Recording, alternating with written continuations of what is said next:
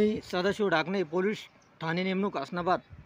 जोपर्यंत देवेंद्र फडणवीस साहेब, एकनाथ शिंदे साहेब आणि अजितदादा पवार साहेब तुम्ही प्रसार माध्यमावर लोकांना आश्वासन देणार नाही आणि छत्रपती शिवाजी महाराजांच्या राजघराण्याला योग्य तो मान सन्मान मिळेल असं पद मिळणार नाही, तोपर्यंत मी 4 तासाचा अवधी देणार आहे। नाहीतर नसता मी यावरून उडी मारून माझं आत्मदहन करणार आहे। आणि विशेष म्हणजे राजे माझ्या जातीचे नाही, ना माझ्या मतदारसंघातले आमदार नाही, फक्त मी महाराजांचा एक मावळा म्हणून मी एक ओबीसी बांधव, माझ्या मराठा बांधवांनो हर वेळेस छत्रपती शिवाजी महाराज यांच्या राजघराण्याला डावललं जातं। यावेळेस मीही भाजपा समर्थक आहे, परंतु शिवाजी महाराज यांचे वंशज यांना जर योग्य तो मान सन्मान आणि उद्या कॅबिनेटमध्ये चांगलं पद मिळालं नाही आणि या तिघांनी जर घोषणा केली नाही 2 तासामध्ये, तर मी माझ्या जीवाचं बरं वाईट करीन। माझं आराध्य दैवत छत्रपती शिवाजी महाराज आणि माझं प्रेरणास्थान माझे सर्वस्व काही उदयनराजे भोसले यांना समर्पित। हॅलो हां नमस्कार। राजे नमस्कार। एक लक्षात संजय सदाशिव ना काय नाव काय?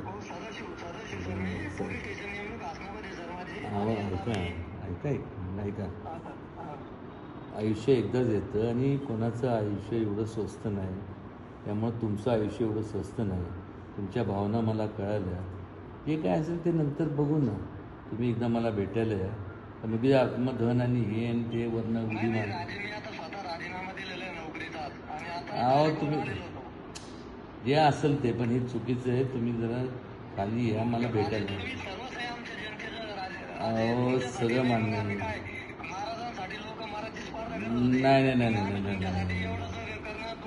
नाही एक लक्षात घ्या, एक मिनिट प्लीज। मराठी स्पर्धा प्लीज मेहरबानी करून, त्यावेळेस पण शिवाजी महाराजांना अपेक्षित नव्हतं आणि मला पण अपेक्षित नाही। तुम्ही या, अहो हे चालणार, चढ उतार चालत असतात, एवढं काय त्यात। आता लोकशाही आहे। नाही एक मिनिट, तुम्ही माझं ऐका। तुम्ही मला भेटायला या, मी आहे इथं। कधी तुम्ही सांगाल हे आता फक्त कसं आहे, आमचं अधिवेशन पण चालू आहे, तर एवढं एक 15 दिवस, पण तुम्ही आता मेहरबानी करून डोक्यात दुसरा काय विचार आणू नका। आणि माझी पर्सनल रिक्वेस्ट आहे, इथून साष्टांग नमस्कार घालतो तुम्हाला। असं काही करू नका। आज तुमचं कुटुंब आहे, ते सगळं कुटुंब आहे।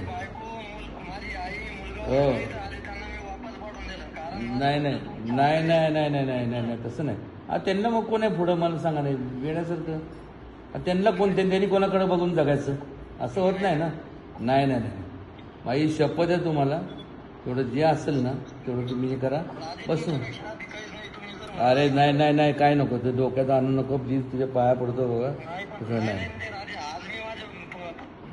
नाही तसं काय आणू नको, जरा उत्तर खाली नाही तर।